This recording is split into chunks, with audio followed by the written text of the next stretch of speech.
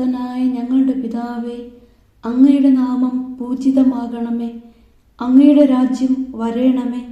അങ്ങയുടെ തിരുമനസ് സ്വർഗത്തിലെ പോലെ ഭൂമിയിലുമാകണമേ.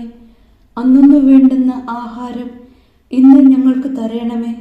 ഞങ്ങളോട് തെറ്റ് ചെയ്യുന്നവരോട് ഞങ്ങൾ ക്ഷമിക്കുന്നത് പോലെ ഞങ്ങളുടെ തെറ്റുകൾ ഞങ്ങളോടും ക്ഷമിക്കണമേ.